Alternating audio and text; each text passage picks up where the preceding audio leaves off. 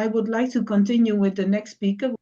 Could I invite Getachew from the Ministry of Agriculture in Ethiopia to share your presentation and also to say how you collaborate with different actors? Please. Thank you. Hello, everyone. So this is Getachew Mekonnin from the Ministry of Agriculture. I'm in charge of establishing a rural finance service unit within the Ministry of Agriculture. It's a coordination and implementation arm of the Ministry of Agriculture for scaling up agri-finance and agri-insurance initiatives in the country. Our role is basically to work with key stakeholders, private sector development partners, and the government to advocate for and to coordinate the national agri-finance and agri-insurance programs initiatives. As you know, there has been a number of pilot testing innovations, but which did not end up in a national program, very much fragmented. But now the government has prioritized agri-finance and agri-insurance as one key strategy for enabling rural and agri-transformation in the country.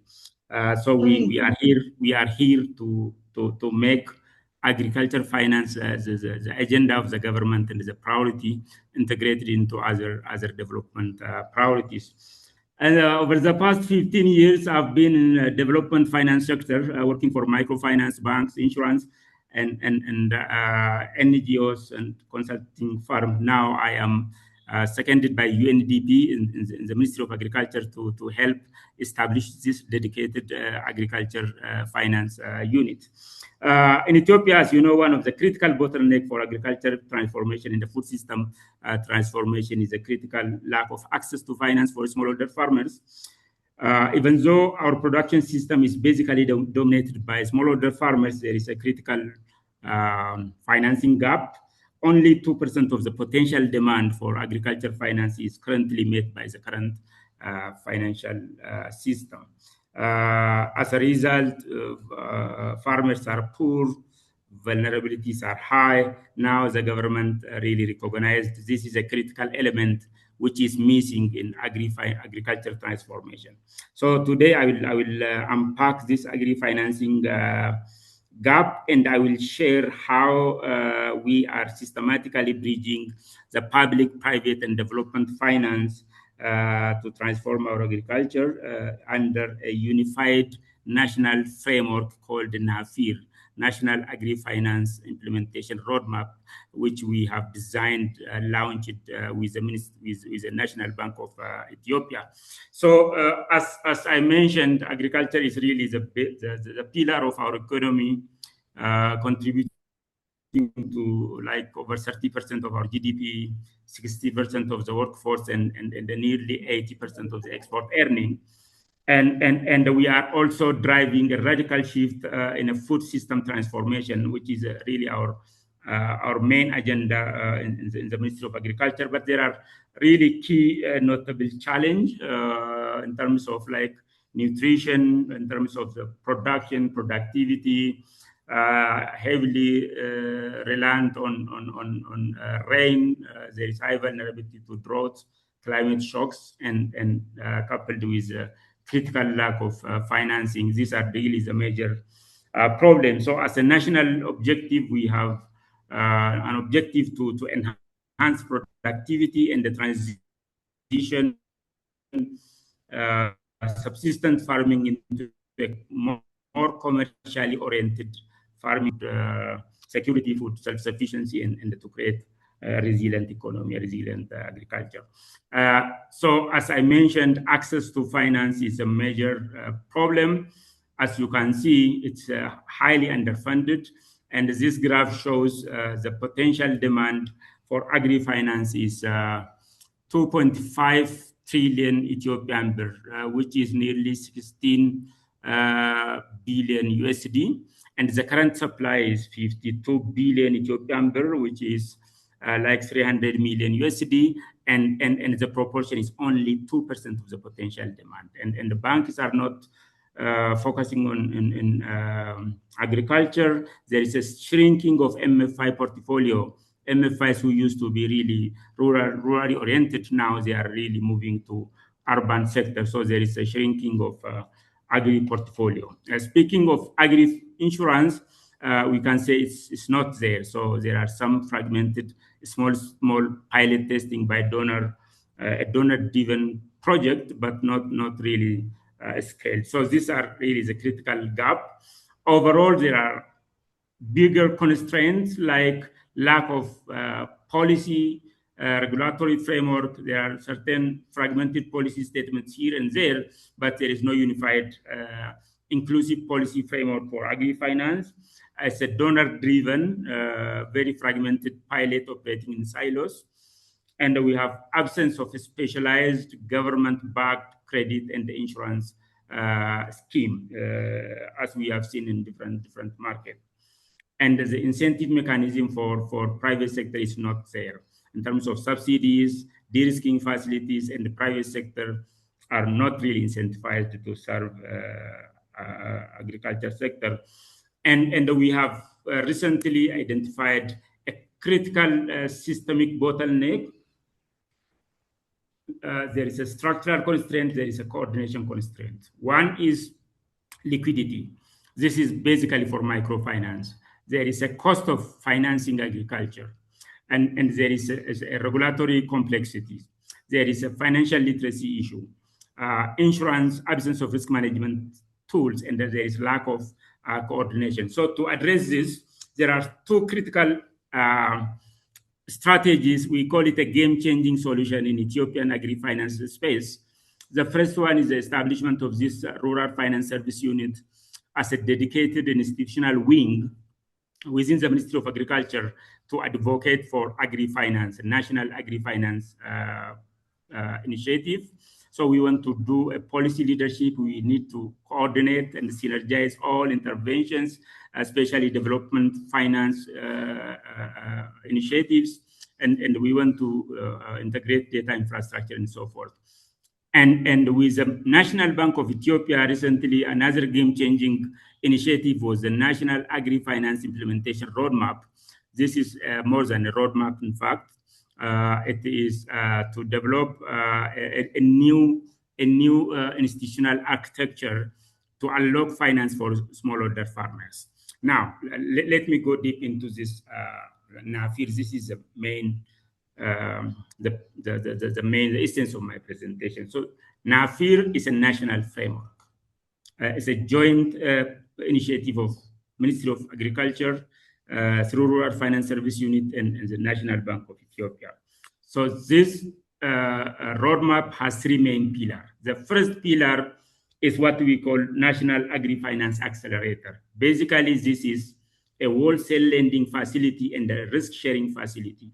So this is a vehicle which mobilizes private, public, and development fund to create a refinancing vehicle and a guarantee mechanism for private sectors who provide financing to smallholder farmers. So this is one like institution, a national institution to mobilize funds from private sector, from development partners, and from the government treasury budgets to create an incentive mechanism and a de-risking or risk-sharing mechanism for existing financial institutions to unlock finance for smallholder farmers. So this is a big, like one a mechanism, an institutional vehicle for mobilizing fund, and we aim to call this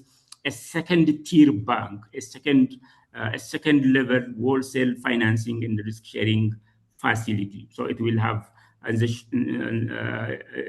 its own legal personality. This is one basic institutional architecture. And the second pillar is about creating a digital infrastructure for financial institutions to get information about smallholder farmers. So this will reduce the cost of financing farmers because it will create a unified data infrastructure and integrated data infrastructure. For example, land size, farm profile, production, productivity, and everything else. So this is like we are inspired by the Kizan credit card from India. And the third pillar, which is very important, is the center of excellence, which is a capacity building and a coordination arm of NAFIR. So the Rural Finance Service Unit, again, in coordination with the NAFIR team, we want to build a capacity of stakeholders, government stakeholders, private sector. We want to build financial literacy, and we want to also develop a bankable pipeline. We want to create a bankable farmer. So this is a specialized entity which focus on agri-finance. It's a catalytic, a time-bound approach to in fact crowd in private sector, to incentivize, to de-risk their investment, and to create an enabling environment, a coordinated approach for agri-finance and agri-insurance program. And we, with this vehicle, we want to create a graduation pathway for farmers to move from a low productive subsistence farming system to a more commercially oriented market-based farmers. Now, this with this expected outcome will be we will have a dedicated, coordinated, institutionalized ecosystem. We will have a dedicated, specialized institutional framework, legal framework, capacity, private sectors incentivized, specialized product for agri-finance, and a more affordable credit, more accessible credit system. So with this, like up to 2030, we aim to unlock 880 billion ETB in agri-financing by 2030. This is according to the 10-year national program we have. So in conclusion, we want to mobilize private capital. We want to unlock private capital using a catalytic fund from development partners. We have reached a concrete like agreement with IFAD, World Bank, African Development Bank to channel resource to this unified umbrella national organization. So there are IFAD programs, there are other interventions, other programs which are fragmented, but now this resource will be repurposed into a unified national program for national scale up. Thank you so much. My presentation, over to you, Mariel. Yes, thank you so much, Getachew, and very clear how you explained how you try to combine the different actors together to build a very coordinated program in Ethiopia. Thank you so much. I would allow 2 questions from the public before we go to the next presenter. You can read 1 or 2 questions from the chat, then maybe. So Mikadadi asked, it shows that Ethiopia banks and financiers seem to be afraid of financing agricultural activities. What is the risk rate in financing agriculture in Ethiopia? Financial institutions, basically they prefer large enterprises, big companies, urban-based enterprise. This is because one is agriculture is basically rain-fed in this country, so there is high risk to this, and in that sense, like 90% of the portfolio of banks and microfinance institutions is in urban sector, not in agri sector. So we can say it is basically urban-dominated financial system. It is completely ignoring the financial need of smallholder farmers. So it's highly risky, and that's where the guarantee mechanisms, the risk sharing incentive mechanism should be put in place in terms of de-risk their investment. And in some areas, the repayment, in fact, is good, but that is within the very minute proportion of the agri-finance portfolio in the country. Okay. We have one more question from Sigiriza. Please unmute yourself and ask the question. See, you have raised your hand. Yeah, thank you so much, Getachew, for the presentation. I've liked about the model you shared for the Hub for Coordination and Strategic Long-Term Frameworks, which is the Center of Excellence. So I would like to know how it's governed. Is it PPP? Because most of these financing opportunities are usually out there. But since there is no collaboration across the different institutions, you find there's a gap between the demand and supply. So how is this creating or addressing the gap, and more about its governance and operationalization? Thank you. Yes, this is a very good question. So NAFIR, the National Agri-Finance Implementation Roadmap, we have a short-term plan and a long-term plan. So the short-term plan, 2026, this year, is to test some of the assumptions using existing financial institutions pipeline, and to test some incentives, whether the incentives really work and whether it really incentivize financial institutions, and what could be the additionalities, resource, and all those things. But from 2026 onward, we want to establish a legal framework for this institution. So we will establish a NAFIR institution, and within NAFIR institution, there are NAFA, the National Agri-Finance Accelerator, the Center of Excellence, and the FAST, Farmer Access to Streamlined Service, which is a data integration system. So this will have a separate personality, the legal framework, the institutional modality will be sorted out in this establishment. So we have hired international consultant who will get inspiration from India, NABARD, from Brazil, from Colombia, FNAGRO, and other similar setup. So the legal framework, the source of financing, is it a private sector? Is it a private, public-private platform? So how the resource will be mobilized, how it will be governed. So it's a government, private sector, development partners setup. So this legal framework will be is in the process of being developed.